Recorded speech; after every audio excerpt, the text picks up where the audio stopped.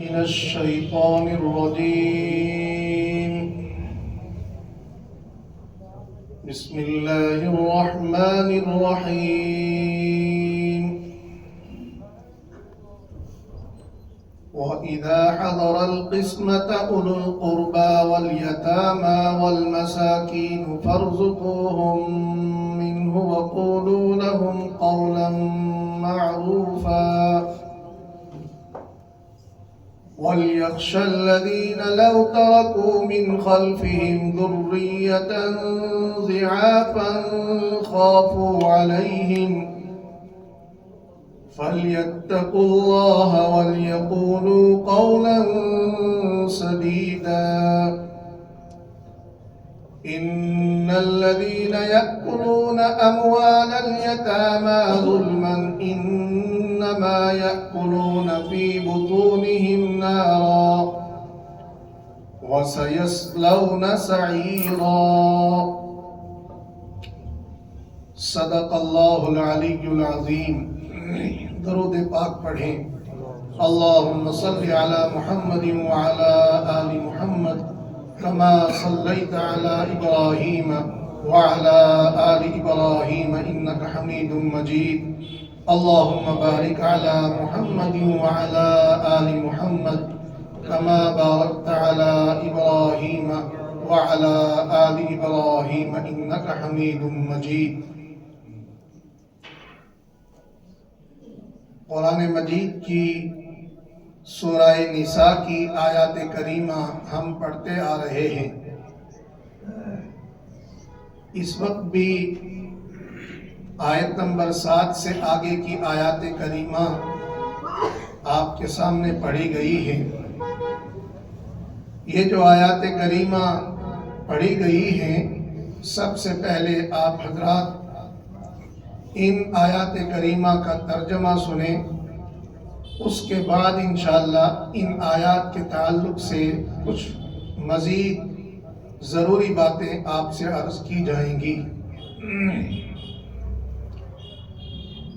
ان آیات کریمہ کا ترجمہ یہ ہے. اللہ رب العالمین ارشاد فرماتے ہیں کہ جب مال تقسیم کرنے کے وقت قرابت والے اور یتیم لوگ اور مسکین لوگ آ جائیں تو اس مال میں سے انہیں بھی کچھ دو اور ان سے بھلائی کی باتیں کہو. اور چاہیے کہ ڈریں وہ لوگ اگر وہ اپنے پیچھے کمزور اور ناتواں اولاد چھوڑیں گے تو وہ اپنی اولاد کے بارے میں تو ڈریں گے. لہذا تم اللہ سے ڈرتے رہو اور درست باتیں کہتے رہو. بے شک وہ لوگ جو یتیموں کا مال ظلم کے طور پر کھا جاتے ہیں وہ اپنے پیٹوں میں جہنم کی آگ بھر رہے ہیں اور ان قریب وہ دہکتی ہوئی آگ میں داخل کیے جائیں گے یا داخل ہوں گے. یہ ان آیات کریمہ کا ترجمہ تھا جو میں نے پڑھی تھی. ہم ان آیات کریمہ میں یہ بیان پڑھ رہے تھے کہ ایک انسان اگر یتیم ہے اس کے مال کی حفاظت کرنی ہے، اس کے مال کو ضائع بھی نہیں کرنا ہے، اس کے مال کو دبانا بھی نہیں ہے. وقت آنے پر وہ مال اصل وارث تک پہنچنا چاہیے. بطور خاص یہاں بات چل رہی تھی یتیموں کی، اس لیے کہ یتیموں کا مال ان کی جائیدادیں عام طور سے لوگ کھا جاتے ہیں. مزید یہ بات بھی آئی تھی کہ یہ جو مال ہے، مال کے اندر مردوں کا حصہ بھی ہے اور مال کے اندر عورتوں کا حصہ بھی ہے. آج یہ پہلی آیت کریمہ جو ہم نے پڑھی اور سنی، اس میں اللہ رب العالمین مال تقسیم کرنے کے تعلق سے ایک اصول بیان فرما رہے ہیں.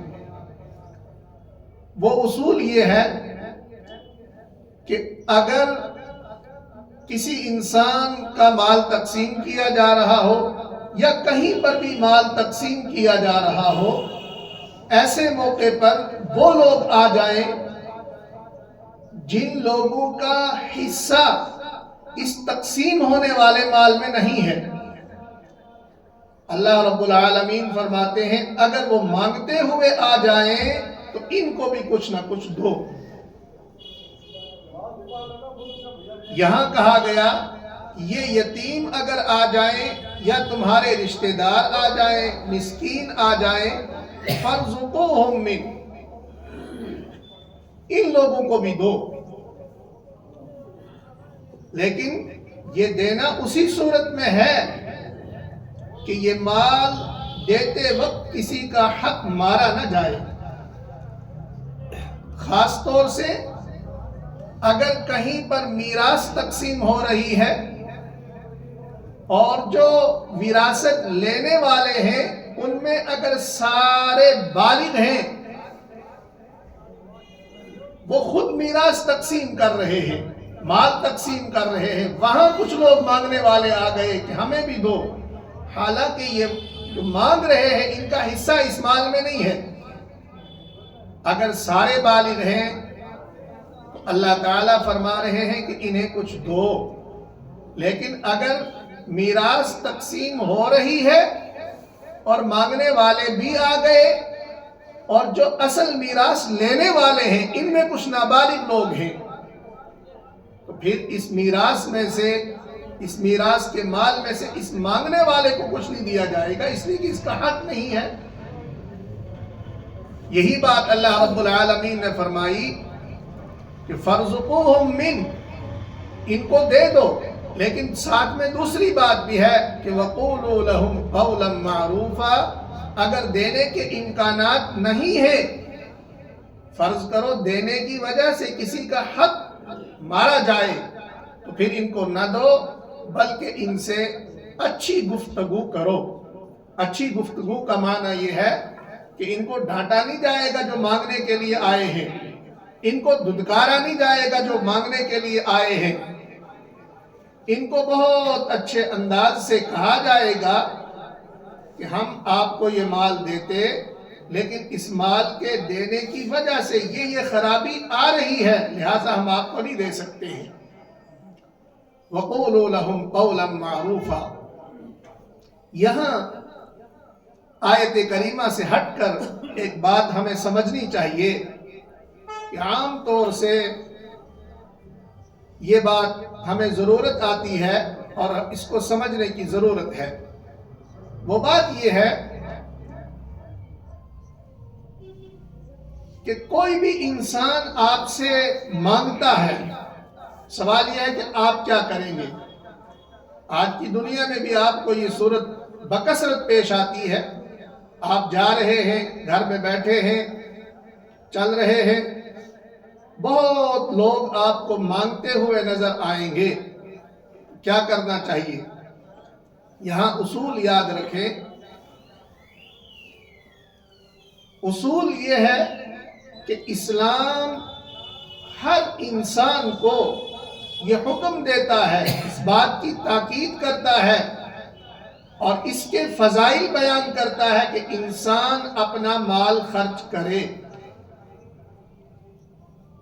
لہذا اس اصول کے تحت کوئی بھی انسان اگر مانگتا ہوا نظر آ رہا ہے، انسان کو اس کی مدد ضرور کرنی چاہیے۔ حدیث پاک میں آتا ہے لِلسَّائِلِ حَقٌّ وَإِنْ جَاءَ عَلَى فَرَسٍ، کہ مانگنے والے کا حق ہے اگرچہ وہ گھوڑے پر سوار ہو کر کیوں نہ آ رہا ہو۔ یہ تو ایک بات ہے، اس سے یہ سمجھ میں آتا ہے کہ کوئی مانگ رہا ہے اسے اس کی مدد کرو، اس کی ضرورت کو پورا کرو، لیکن اس کے ساتھ اسلام کا ایک دوسرا اصول بھی ہے۔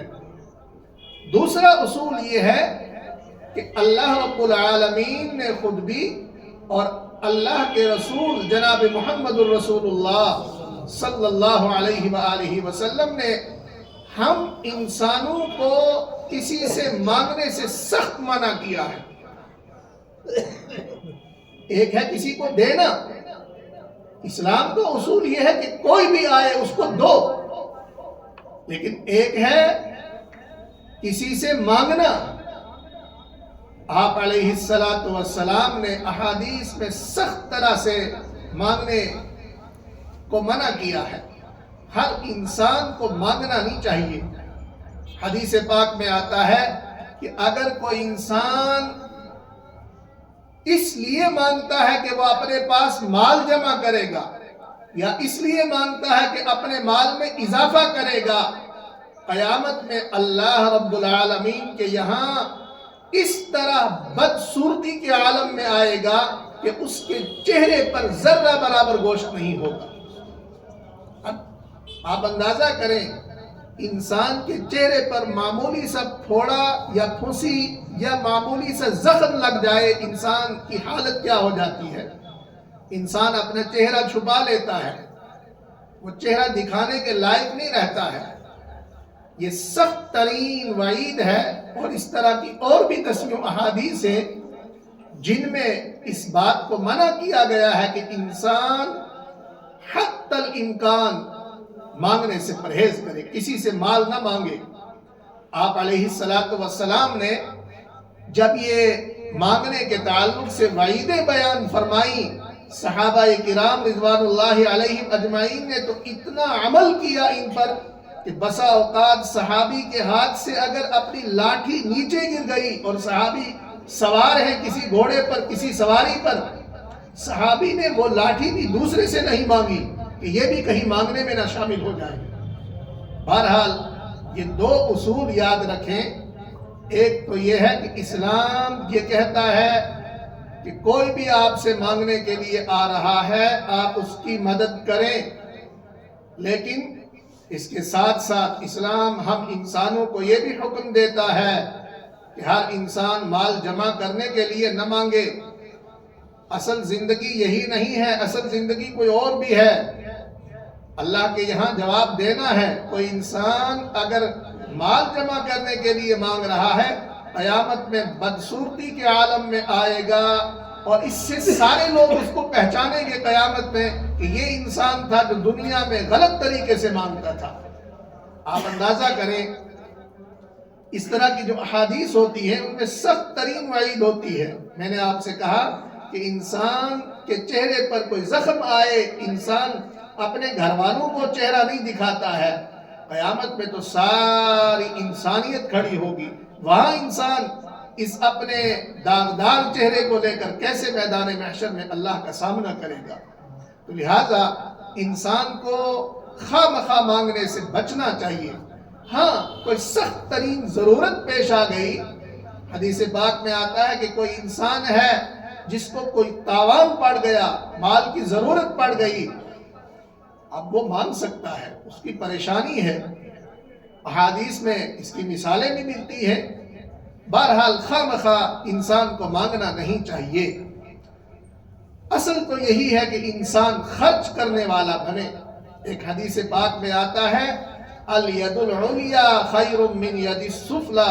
اس حدیث کا معنی یہ ہے کہ وہ انسان جو خرچ کر رہا ہے، جو ہاتھ خرچ کر رہا ہے، کسی کو دے رہا ہے، وہ انسان، وہ ہاتھ اچھا انسان ہے، وہ ہاتھ اچھا انسان ہے، اور وہ ہاتھ کوئی اچھا انسان نہیں ہے جو مانگ رہا ہے۔ تو لہٰذا یہ اصول ہمیں یاد رکھنا چاہیے۔ یہاں یہ بات بھی ذہن میں رکھنی چاہیے آج کے دور میں خاص طور سے، کہ میں نے تو کہا کہ اسلام کا اصول یہ ہے کہ دیتے جائیں، لیکن آج کی دنیا میں چونکہ آپ دیکھتے ہیں فراڈ بھی ہے، آج کی دنیا میں خود غرضی بھی بہت ہے، اور آج کی دنیا میں بکثرت وہ لوگ نظر آتے ہیں جو خواہ مخواہ مال مانگتے ہوئے نظر آتے ہیں۔ جب تحقیق کی جاتی ہے، کوئی بھی ان کی تحقیق کرتا ہے، بسا اوقات بہت فراڈ بھی نظر آتا ہے۔ اس لیے دیتے ہوئے ضرور تحقیق کر کے دینی چاہیے انسان کو کہ آپ کا مال صحیح مصرف تک پہنچے، آپ کا صدقہ صحیح مصرف تک پہنچے، آپ کا کمایا ہوا مال جو آپ کا بہترین سرمایہ ہے یہ واقعتاً اس انسان تک پہنچے جس انسان کو ضرورت ہے۔ بکثرت وہ لوگ آج کی دنیا میں مانگتے ہوئے نظر آتے ہیں جن کو ضرورت نہیں ہے، اور وہ لوگ نہیں مانگتے ہیں جن کو سخت ترین ضرورت ہے۔ اس طرح کے ماحول میں ضرورت ہوتی ہے کہ انسان آنکھیں کھول کر جیے، انسان ذرا تحقیق کر کے اپنے مال کو، اپنے سرمایے کو لگائے۔ ہمارے ماحول معاشرے میں الحمدللہ بہت لوگ ہیں جو مال خرچ کرتے ہیں، اور کرنا چاہیے۔ حدیث پاک میں آتا ہے ان فی المال لحقا سوى الزکاۃ، کہ صرف سال میں زکوٰۃ دے دینا ہی مال کا حق نہیں ہے۔ انسانوں مال خرچ کیا کرو، زکوٰۃ کے علاوہ بھی مال میں اللہ نے حق رکھے ہیں، اور وہ حق یہی ہے کہ یتیموں، بے سہاروں، مسکینوں، بیواؤں کو ڈھونڈ کر ان تک مال پہنچایا جائے۔ عام طور سے یا تو لوگ سرے سے خرچ نہیں کرتے ہیں، یا کرتے ہیں تو بے توجہی سے خرچ کرتے ہیں۔ ان تمام چیزوں سے باہر آنے کی ضرورت ہے، اور اپنے دلوں میں صحیح طرح سے ایک تمنا، ایک ارادہ کرنا چاہیے انسان کو کہ میں مال خرچ کروں گا، صحیح مصرف پر خرچ کروں گا، صحیح انسانوں تک یہ مال پہنچاؤں گا۔ تو بہرحال یہاں بات چل رہی تھی آیت مبارکہ میں کہ مال تقسیم ہو رہا ہے، اس موقع پر اگر یتیم، مسکین اور قریبی رشتہ دار آ جائیں، ان کا اس مال میں کوئی حق نہیں ہے، یہ مانگتے ہوئے آئے ہیں۔ اللہ فرماتے ہیں فَارْزُقُوهُم مِّنْ، ان کو بھی دے دو، وَقُولُوا لَهُمْ قَوْلًا مَّعْرُوفًا۔ مزید اللہ تعالیٰ ایک اہم ترین ہدایت ہمیں دے رہے ہیں اگلی آیت کریمہ میں۔ اس ہدایت کا خلاصہ یہ ہے کہ انسان کو کسی کے مال کے پیچھے نہیں پڑنا چاہیے۔ اللہ تعالیٰ فرماتے ہیں کہ ایک انسان جو دنیا سے چلا گیا، وہ چھوٹی اولاد چھوڑ کر گیا ہے، لوگ اس کے مال کی طرف آج لپک رہے ہیں۔ انسان کو غور کرنا چاہیے کہ اگر میں اس دنیا سے چلا جاؤں، میری چھوٹی چھوٹی اولاد ہو، میں اپنی اولاد کے بارے میں کتنا فکر مند ہوں گا۔ اسی طرح دوسرے انسانوں کی اولادوں کے بارے میں فکر مند رہنا چاہیے، ان کے مال کو دبانا نہیں چاہیے۔ وَلْيَقُولُوا قَوْلًا سَدِيدًا، ہر موڑ پر، ہر مقام پر صحیح گفتگو کرو، درست بات کرو۔ آگے اللہ تعالیٰ نے سخت ترین وعید بیان کی ہے آیت مبارکہ میں کہ جو لوگ کسی کا مال کھا جاتے ہیں، اور بطور خاص جو یتیم کا مال کھا جاتے ہیں، اللہ تعالیٰ نے ان کے لیے سخت ترین وعید اس آیت مبارکہ میں بیان فرمائی ہے۔ اللہ تعالیٰ فرماتے ہیں بے شک جو لوگ ظلم کے طور پر یتیموں کا مال کھا جاتے ہیں، انما یأکلون فی بطونہم نارا، وہ تو اپنے پیٹ کے اندر جہنم کی آگ بھر رہے ہیں۔ اندازہ کریں، ایک انگارہ ذرا انسان ہاتھ میں لے، چھوٹا سا انگارہ، ایک چنگاری، انسان کے بس میں نہیں ہے کہ انسان اس چیز کو اپنے ہاتھ میں لے۔ تو اللہ تعالیٰ اس آیت مبارکہ میں فرما رہے ہیں کہ ظلم کے طور پر اگر کوئی بطور خاص یتیم کے مال کو کھا جائے گا، یہ ایسا ہی ہے جیسا اپنے پیٹ میں انگارے بھر رہا ہے۔ ظاہر بات ہے کہ انسان آگ کا سامنا نہیں کر سکتا، آگ سے بچنا چاہیے۔ اسی پر بس نہیں، اللہ تعالیٰ فرماتے ہیں وَسَيَصْلَوْنَ سَعِيرًا، ان لوگوں کو جہنم میں بھی داخل کیا جائے گا۔ تو انسان کو ہر طرح کے ناجائز مال سے بچنا چاہیے، بطور خاص رشتہ داروں میں جو غریب مسکین ہیں ان کے مالوں سے انسان کو بہت زیادہ اجتناب کرنا چاہیے۔ تو یہ آیات کریمہ ہم نے پڑھی، اللہ رب العالمین ہمارے پڑھنے میں برکتیں پیدا فرمائے، اللہ تعالیٰ قرآن پاک سمجھنا اور سننا ہمارے لیے آسان فرمائے، اللہ رب العالمین ہم سب کے لیے قرآن پاک کا پڑھنا آسان فرمائے، اللہ رب العالمین ہم سب کو وقت مقرر پر خاتمہ بالخیر نصیب فرمائے۔